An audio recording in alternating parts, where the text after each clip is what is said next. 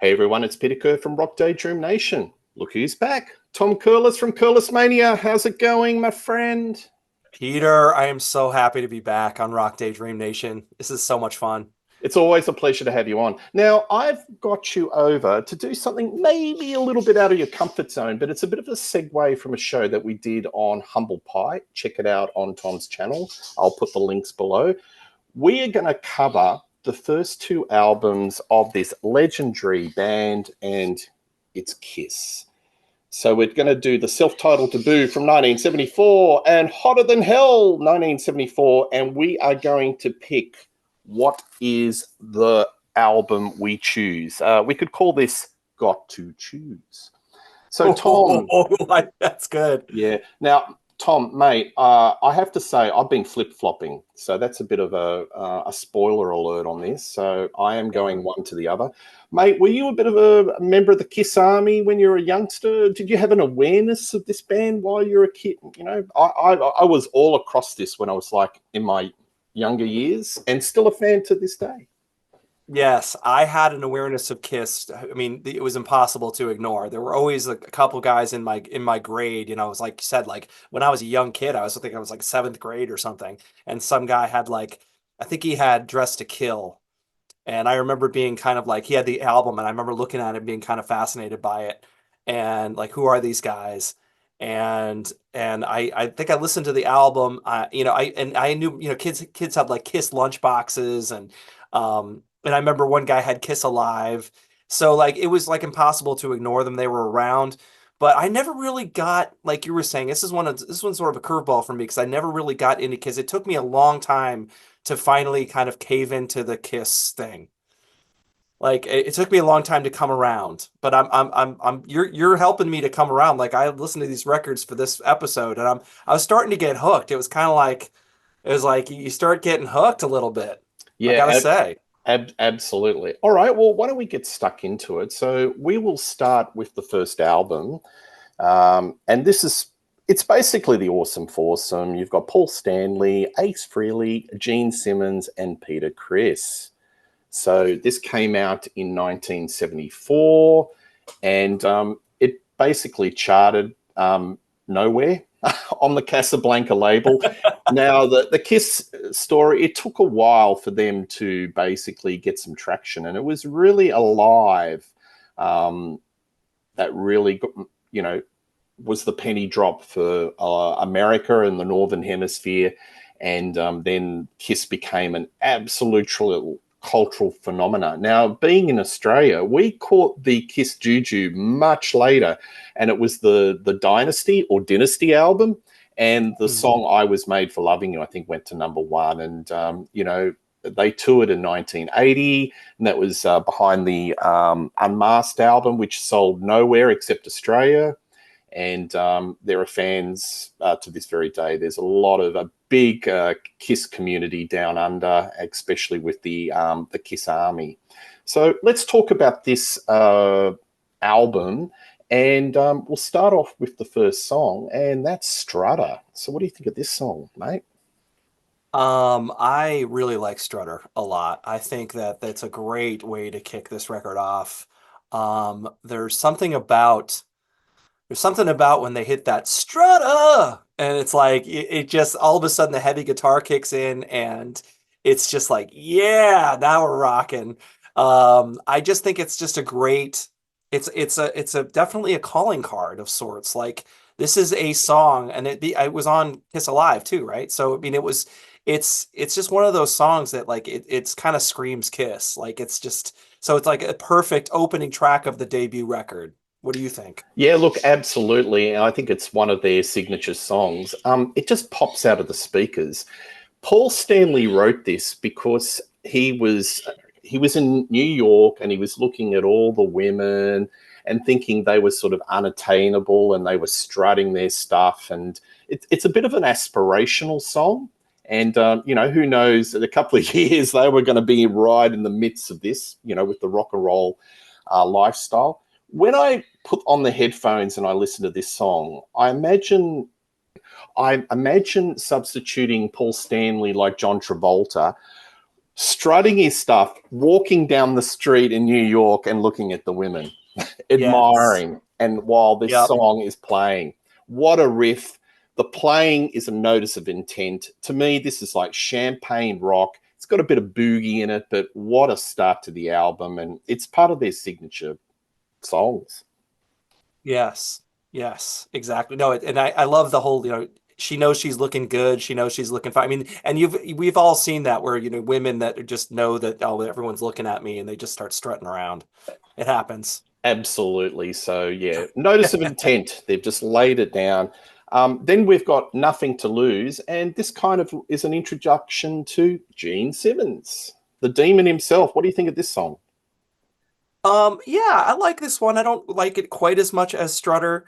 I think it has something to do with I did a little bit of back research on this, and um, this is poetry from Gene Simmons talking about certain things he'd like to do in the bedroom.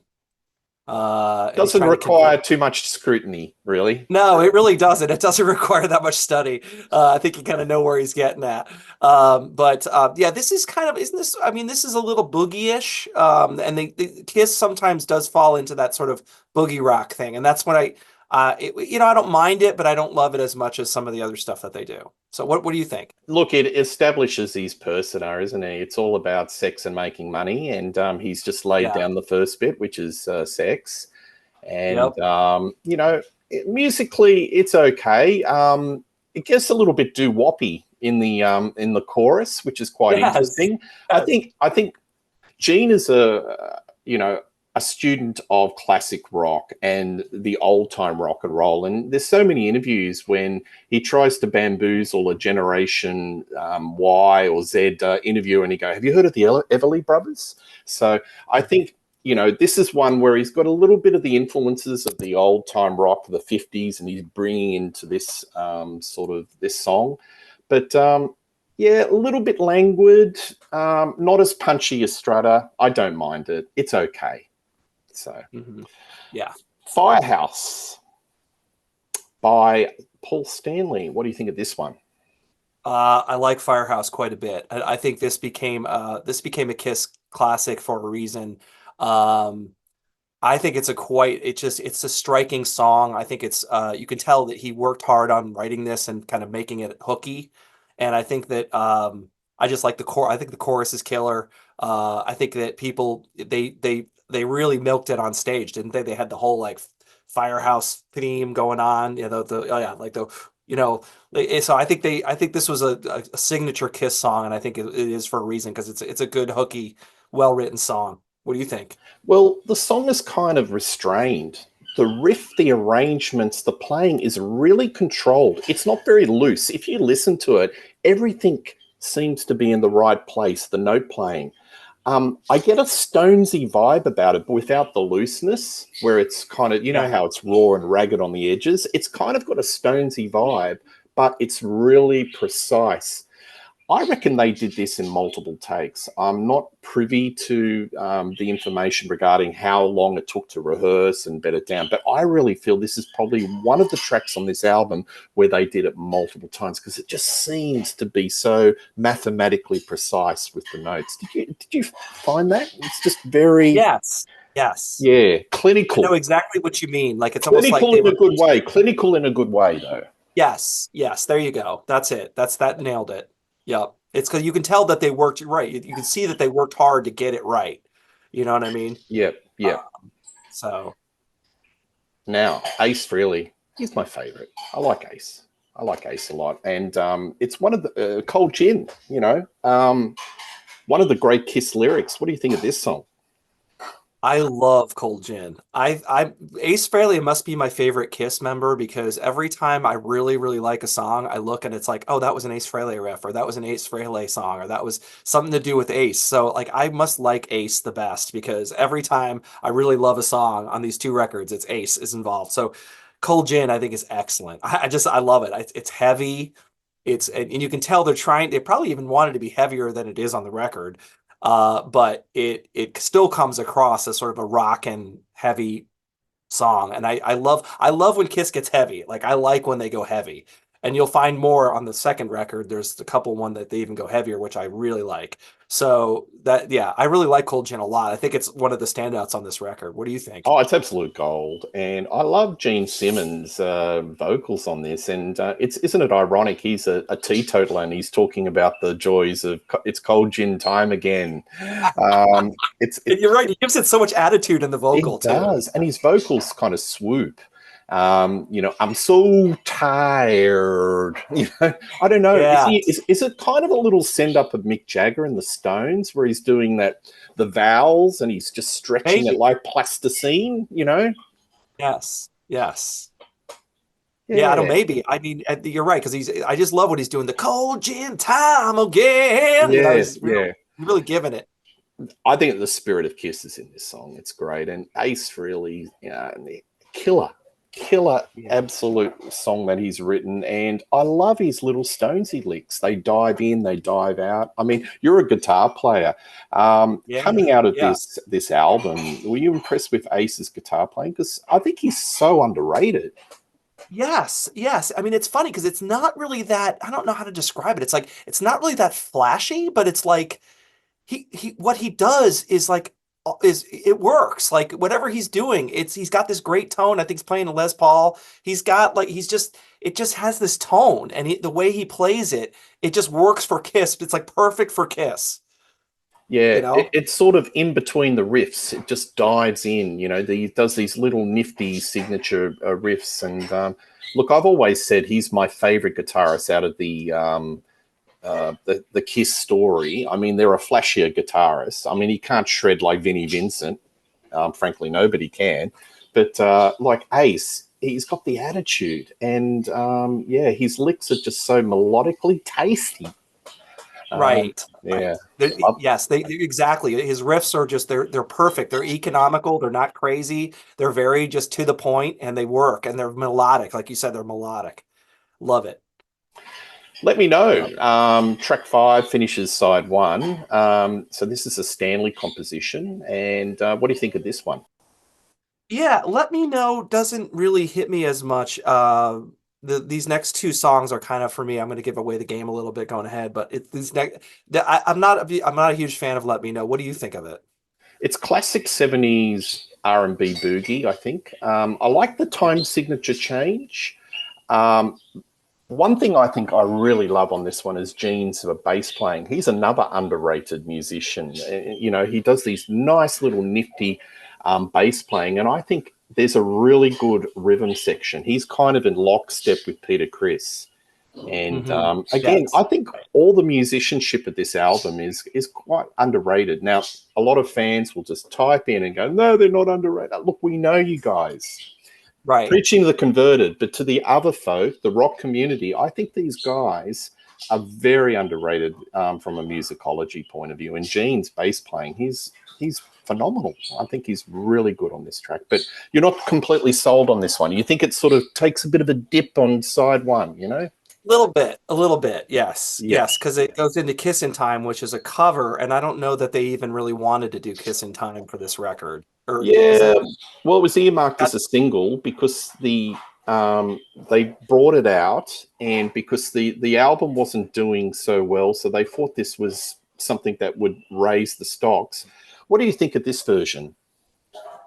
I think it's, I mean, they do a good job with it. I mean, they do the best they can with it.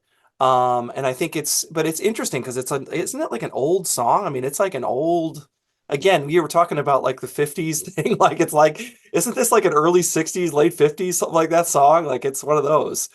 It it But they do a is, good job with it, yeah. you know? A lot of folk don't like it. They think it's a little bit throwaway.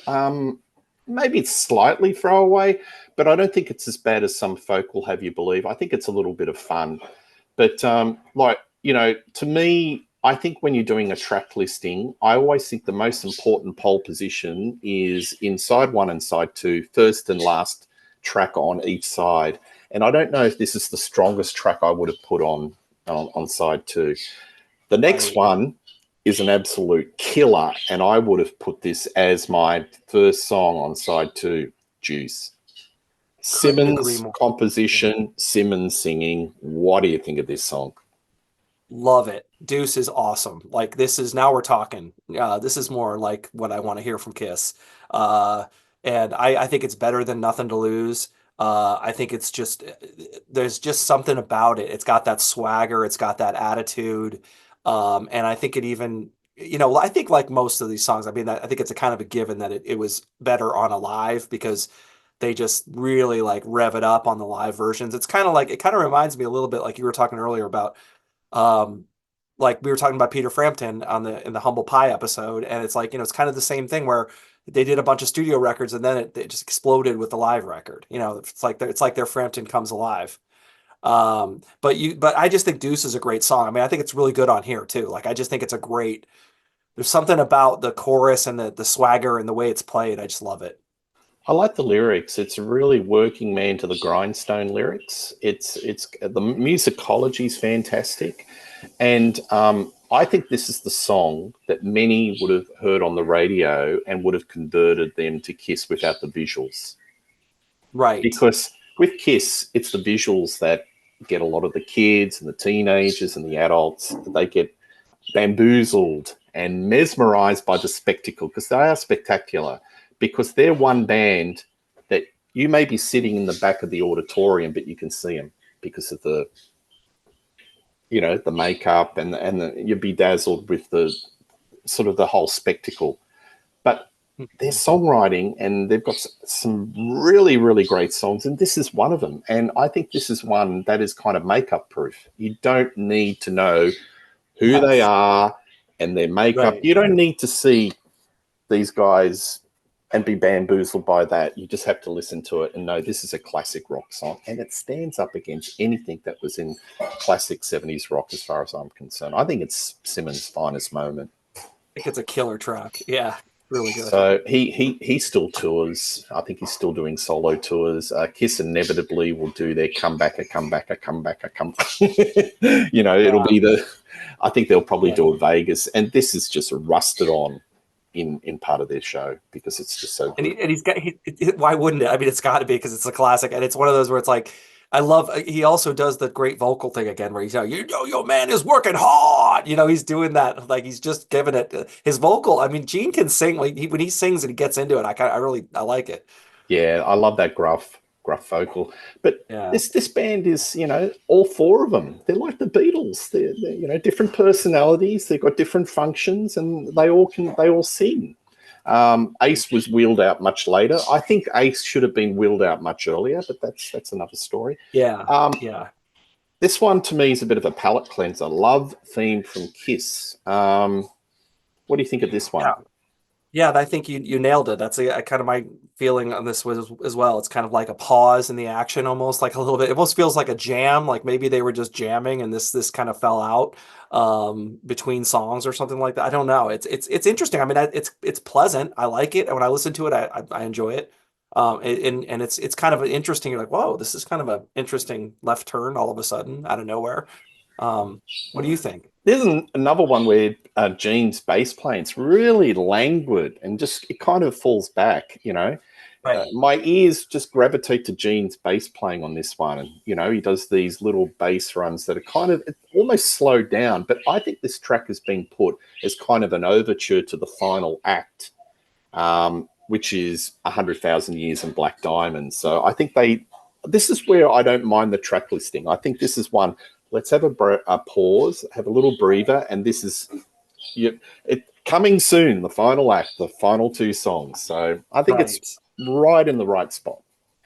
Yes. Yes. 100,000 Years. What do you think of this one? I like it. I like it. I think the last two tracks are strong. This is interesting because this one's a co-write between Paul and Gene, which I kind of wonder, is this like an old Wicked Lester song or something maybe that they revived possibly? Not Who sure. knows? I don't Not know. sure. I don't know, but I enjoy it. I think it's well written, well played. I think it's got a good memorable chorus. So what do you think? Yeah, it's got a bass line that snaps like a bullwhip. It's got an interesting groove to it. I love the Simmons and Chris work on this album so well, and I think it really works well on this particular track. The background to this song, Gene Simmons said, I read a book called 100,000 Years, where 100,000 years ago we were visited by aliens. So Gene's a bit of a comic book fan, loves his science fiction. So he's putting his, again, you're starting to get the Gene personality, you know, a little bit eccentric, but at the same time, he's a rock god and he's just putting it out there. So it's an interesting song. I don't think it's the strongest, but what a way to finish the album. Ooh, Black Diamond. Oh, let's do it. This is another killer track. Like they have it's interesting that they pepper this record with these killer tracks. Like every and it's all and they end it. It's great that they end it with this because this is such a good song. And I love and first time I have to admit the first time I heard this was the Replacements did a version of this. And they did it on their album Tim. I think it was Tim. And they did Black Diamond, and I used to love that song. I love it's a great Replacement song. All of a sudden, I realized no, it's a Kiss song. I'm doing a Kiss cover. And then I heard Kiss do it, and I think it's a fantastic song. I love that it starts kind of mellow, and then it just kicks in with that riff, and then it's just again when Kiss has the rock, the swagger, and the song and the chorus, it's just like oof, that's when they kill, and this song kills. I think it's great. Peter Criss's vocals, I love him. He's got that Rod Stewart rasp. And yes, he does. He's one of my favorite vocalists. I know I've done a few shows with Kiss with Reed Little. Check him out on the channel. And he puts his hand up and he says Peter Criss is the best vocalist in Kiss. Yeah. I love his vocals. I love that. And it's no accident that the biggest selling singles, all the singles, feature Peter Criss, like Beth. Yeah. Yeah. Hard Luck Woman. He could sing. Yeah, he can. Definitely. It's an exuberant, engaging, gruff vocal from Peter Criss. I think everyone is going for it. They play like they really believe in the material. The only thing that I have a slight blemish, and I'm sure that people are going to put thumbs down and throw tomatoes at the screen, is the outro where it just slows to a call. Because when I was a young kid, this is Dr. Phil, so get on the couch. I always had a phobia about records that slowed down. That I don't know, just something about it I didn't quite like, So it kind of puts you off. You don't like it, like it just kind of bugs you. A little bit, just much. Yeah. Do you feel the same way? Because it kind of slows down and just. Well, it goes on forever. You're kind of like, okay, we get the point. Like end the song. Like it kind of goes on for a long time. Like I get I know what you guys are doing. I get it, but like speed it up. Like it almost takes too long to end. Yeah. So. But what a debut. So would it be fair to say, and just let me know if you agree, I'm just scrolling through the songs. I think the signature songs of this album, and you will find in any Kiss set, is probably Strutter, Nothing to Lose, Firehouse, Cold Gin, Juice, Black Diamond. That's a healthy ratio of songs out of 10 for a first album, isn't it? I agree, and that's a good coterie of songs for a debut album to have that many strong tracks on it. Yeah, it's pretty impressive. Absolutely. Yeah. All right, let's go to the next album. Right. Hotter Than Hell. Hotter Than Hell. Sebastian's Bach's pick. Watch that show. Look, 1974, they pumped it out pretty quickly. A lot of great songs. Bit controversial with a lot of folk who think the production on this sounds like it's recorded on a cassette tape in a dungeon. What do you think of the production on this album? I hear the complaints. I hear it, and but there's something about the sort of primitive production that kind of works for some reason. Like I don't know why, but it's like one of those where you're like you can't quite put your finger on it, but there's something that like it's so primitive and it's so like but it's cool in a way. Like it gives it some charm for some reason. I don't know. I don't know. I like it. I have warmed to it. I have been vocal in the past to say this is a great album, but marred by very bad production. But I've sort of warmed to it because it does have that primitive garage rock type feel about it. Yes. I mean, if you're a technophile, the drums and bass are shocking. Yes, yeah, it's true. The drums and bass are not recorded well. The drum sound like tin cans, clacking down a stairwell. It's just terrible. It's true. It's true. And it's recorded in a dungeon. But it works. And as Sebastian Bach said, what is this called? Hotter than hell. What does it Yeah. sound like? Hell. Hell. Yes, exactly. So, It's not quite the Metallica record. What was that Metallica album where the snare sound was just like so oh, ridiculously bad? St. Anger. Saint Anger, yes. Yes. Yeah, well, I think most of the listeners had St. Anger when they listened to that. It was like clank, clank, That clank. snare sound is horrible. Oh my God, it's so bad. We could do a whole show on that. Yeah, just, we just could. the snare sound. Anyway. Snare sound on Saint Anger. Let's discuss it. Yeah. Um, All yeah. right. So, Got to choose. Got to choose. So this is the purpose of this show. The writer's Paul Stanley. What do you think of this song? oh, I like it. I like again another great way to kick off the track. Kick off the album. Sorry. I think that this is one of Paul Stanley's like great songs. I there's something about that. Woo, woo, got to choose. I just think it's just so hooky. Who's your baby? Like every time I listen to this, I come away like that's in my head. I just think it's a great chorus. And he's getting better at writing, I think. And I think it's a killer track. I love it. Do you hear Steve Marriott, the rock preacher in this? Yes, yes, This is one of the yes. ones, and I get a bit of a humble pie vibe, because Paul Stanley has always said humble pie were one of his biggest influences, and he's Mhm. called him like the preacher of rock.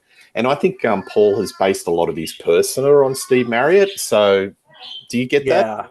Yes, you can that whole like who's your baby? You can hear Marriott. They're like that could be on smoking or something, like you can hear it.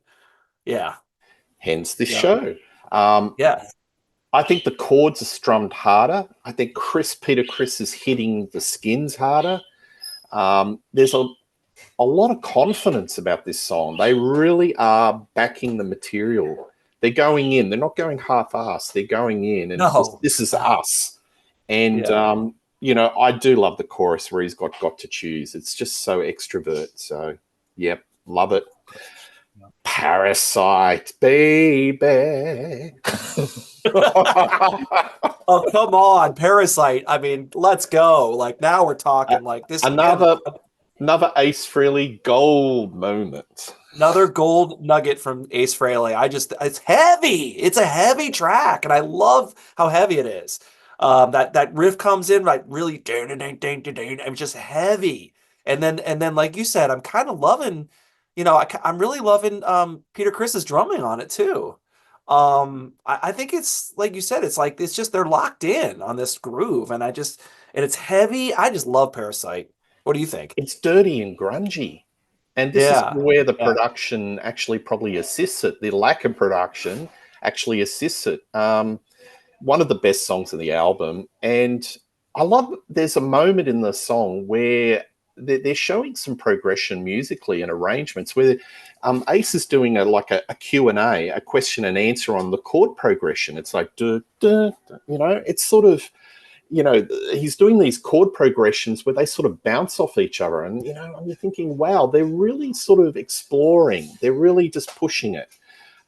Ace has some tasty leads on this, and Gene Simmons, wonderful vocal, but I reckon Ace could have sung on this one. I think Ace could have sung this. Yeah. Yeah. He just was too shy or something. He was giving his songs to other singers at this time, right?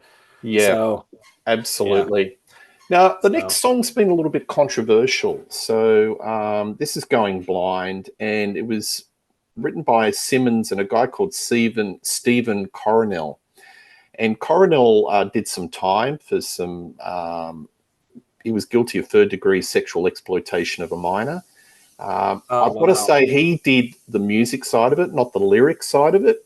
And the lyrics in this song, It's a ballad of a man who's much older, 93 years old, communicating with a 16-year-old girl. So it's been misinterpreted, I think, by a lot of folk in a sort of a different connotation. But I think it's more about communication. I don't think it's salacious. What do you think? Yeah, I couldn't really make heads or tails of the lyrics. I mean, the whole I'm 93 or 16 thing. And apparently Paul said that he threw that in there, that Paul Stanley said, "Oh, I got an idea. I'm 93 or 16." And then apparently Gene said that's kind of weird or something, but then they went with it. But Paul Stanley's not on the credits, so I don't know. He said that in his book.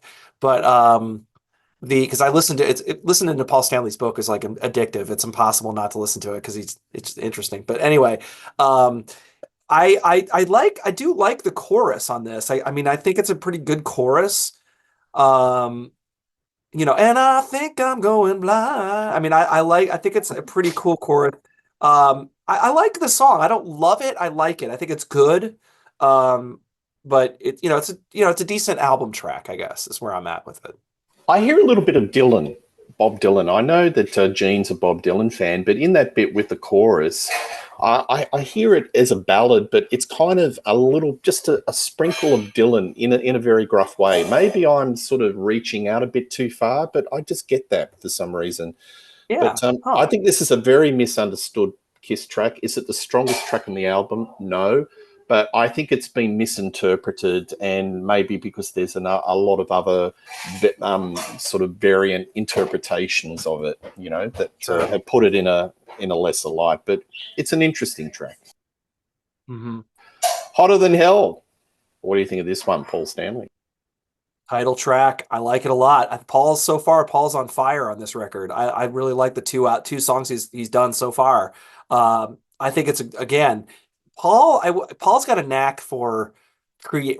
He kind of these Paul Stanley songs. They seem like they're crafted. Like he works hard at his craft. And you can tell that he's like when he sits down, he's like, all right, I'm going to write a song that's hooky and it's got a chorus that people won't forget. And but I do love the lyrics where it's basically he's like hitting on a woman and then she's like, here's the ring, I'm married or whatever. But she's super hot and he's like, oh man, come on, come home with me. There's so many things we could do. And she's like, well, that's too bad because I'm married. So it sounds like something that had probably happened to him. But I think it's a great song. I think it's a great hooky Paul Stanley song. I hear a lot of Slade. Are you familiar with the band Slade, the Yes. UK band?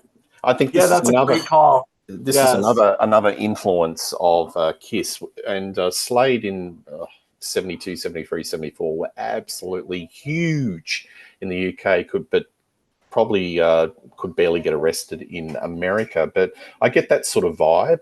I think if you focus on the Ace Frehley licks that interject in the song, it becomes more enjoyable to me, because my ears, when I'm listening to songs, I sometimes just focus on lines, and it's the Ace guitar lines on this song that I really, make it more enjoyable for me. Yeah. Towards the end of the song, he just takes control, and nothing like a bit of nothing succeeds like excess, and Peter Criss getting the old gong out and banging a Yep. gong. I like that. Yep. So Yep. I probably don't like it as much as you, but I like it a lot. It's meat and potatoes, but it's solid rock. Okay. Gotcha. Gotcha. Let Me Go Rock and Roll. Um, Gene Simmons sings. It's a Simmons Stanley. Another pistache of, the golden age of rock and roll, maybe you think? Yeah, and this one I'm not as enamored of. This one I'm not as excited about. I don't know. There's just something about this track that just doesn't excite me. I don't know why. Like you said, it's very extremely meat and potatoes, boogie-ish, 50s-ish. I'm just not that into this track. I don't know. Well, rumor has it Elvis liked this song. Oh, Rumor okay. has All it. right. So Okay. it's got a bit of a classic rock vibe. It's got a bit of Chuck Berry. If you listen to it, it's got that 12 bar boogie blues underlying. It's fun. It's very enthusiastic. Simmons is shaking his mojo on the vocals, ace guitar work, and Chris get the award on this song. Those lit, he's got these really nifty little fills on the toms. Um, Hmm. I tell you, I saw Kiss in '96 when they did their comeback. Because I wasn't quite old enough to see them when they came to Australia. And when they came to Australia, they had Eric Carr on drums, and he had this new character, the Fox, and Mhm. probably didn't seem right to a lot of folk, but people in Australia ate it up. And '96, fantastic. They're all getting together. It's the awesome foursome. The Mhm. one thing I enjoyed the concert a hell of a lot, but the one thing that sort of disappointed me was Peter Criss on drums. He seemed a little bit anemic, and I don't. I was so used to Kiss Alive 1 and 2, where he's absolutely hammering the skins, but Yeah, yeah. but when he was playing in '96, he seemed a lot very restrained and A little stiff. A little yeah, stiff. and reading a lot of stories, I think he had a lot of issues. And Okay. a lot of people, if they came drawn to Kiss in that '96 tour, um, wouldn't know that he was such a powerhouse drummer in the '70s. And this is an example, Let Me Go, Rock and Roll, where he just does these really nifty, inventive fills on the toms. And he's a much Right. more accomplished and finer drummer than maybe you may have seen in that tour in 1996. So Yes. There you go. There you go. Yes. side Uh, two, all the way. Simmons on lead vocals and Simmons the writer. What do you think of this one?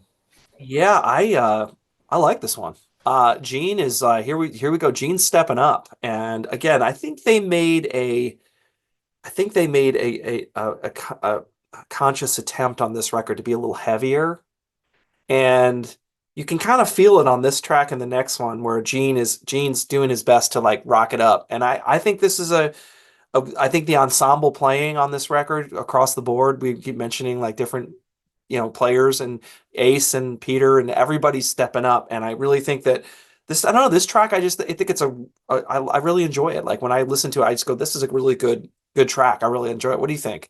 Well, I think Simmons is doing his strident vocal lines on this.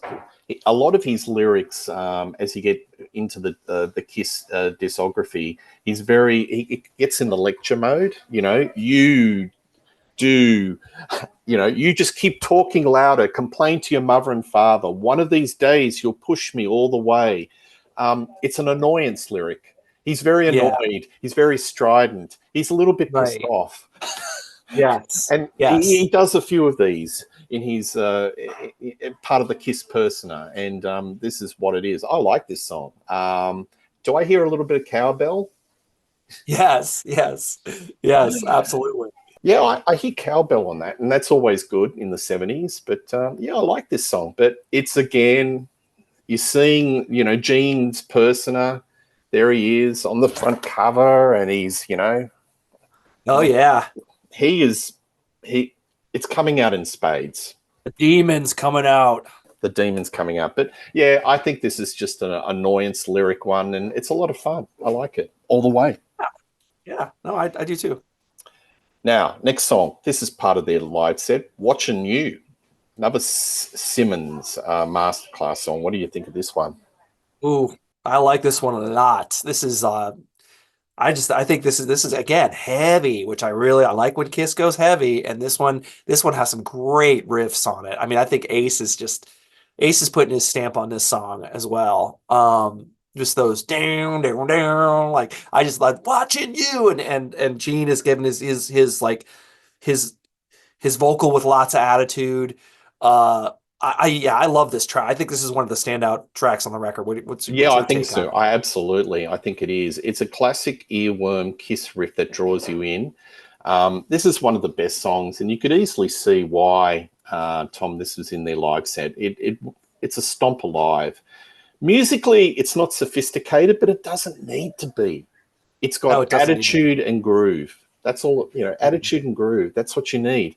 And Yeah. this is another example of the Chris and Simmons bottom end are in the pocket.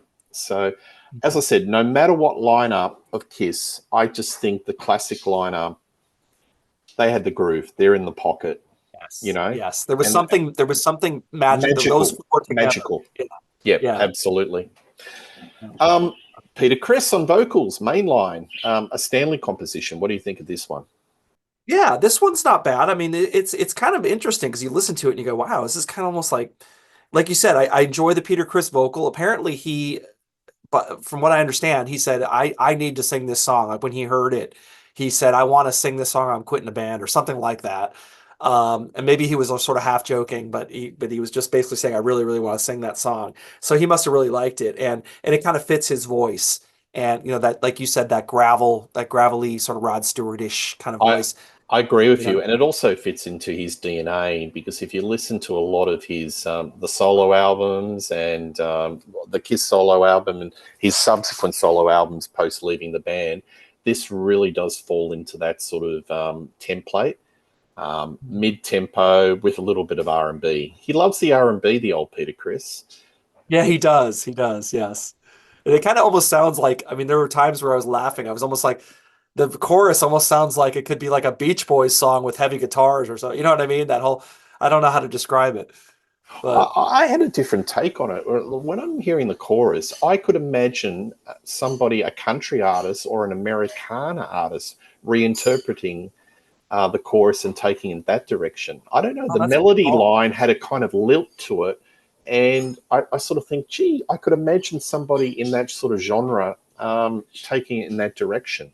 So, Yeah. Yeah. but a lot of Yeah. those Peter Criss songs, like Hard Luck Woman, I can imagine could be Yes, reinterpreted that could be as totally. a country or an Americana type of song. So, Yes. yeah, Yeah. I like it.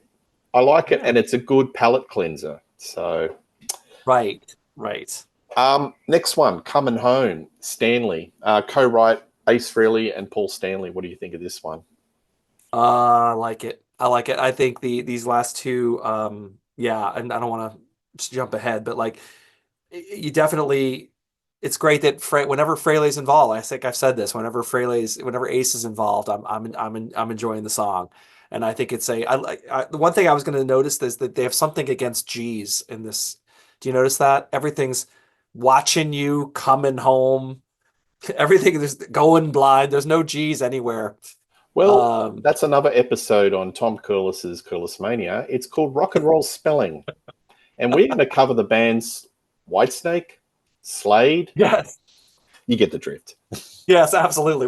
That would be actually might be a fun episode to do. But yeah, no, I'm off topic here, but I think Coming Home is a good track. What do you think?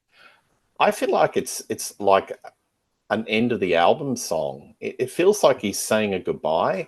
I think this song is actually let down by the poor production here, and it kind of you're listening to it, Yes. and Yes. it does put me a little bit over the edge because the drums are so muddy in the mix. Um, there's some nice chord changes. It makes it interesting, but to me, this is one where the production on this song Hurts it. it Yeah. does curb it, puts it on the wrong side of the ledger. Now we finish off with an Ace Frehley composition sung by Peter Criss, Strange Ways. What do you think of this song? I think this is like five. This is now we're talking again. I love this track. It's interesting that they end both albums with very strong songs. I Strange Ways gets me. I don't know what it is about it. I keep saying that. I do know what it is. It's just the fact that Ace is killing it. And I love, like you said, actually the production on this one kind of makes me like it more because there's just something so garagey about it and so live sounding and then when they do that sort of like weird effect on the strange ways, when it hits the guitar is so cool, and I love the hookiness of that vocal and that weird sounding thing. I just love it. I think it's a great track. I think it's a standout track on this record. I love it too, mate. I love it Yeah. too. We are on the same page. It's like a plodding Godzilla riff. Chris's vocals are a little bit different, less gruff and cleaner, and more, he's got a little bit more vibrato. But it's kind of a strange end to the album. But I like it. I groove with it. And Yeah. to me, this song is like if Black Sabbath were merged with Kiss because it plods and it's a little bit doomy Yes, it through a does Kiss plot. prism. It's like boom, you know. Yes. Yes. They're really slowing it down and it's heavy and the whole Yes. grunginess of recording on that cassette player in the dungeon, it comes out Yes. and it's perfect. like dirty and dingy and slow rock, like you said, kind of little Sabbath, the dab of Sabbath in there. Like, yeah, I agree. It's really cool. Yeah. Well, as I said, this album's called Hotter Than Hell. It's not hotter than heaven. And it's just, yeah, it's just, I mean, even the cover looks like it's like thrown together. Like even the cover looks like it's like done by some like a school project by somebody in eighth grade or something. I mean, it's like, I mean, it's just the whole package, the package, the production, everything seems kind of like sophomoric almost, but it kind of works. it does. I love it. All right. We come to this point of the show where Tom um, wipes his brow with a tissue and says Yeah. he's got to choose. So is it hotter Who's your than hell baby?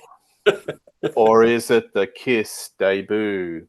Both in the same year. What's it going to be? You got to choose. Yes. Uh, I am gonna go. This is like total game time decision because these are, like you said, these are so close.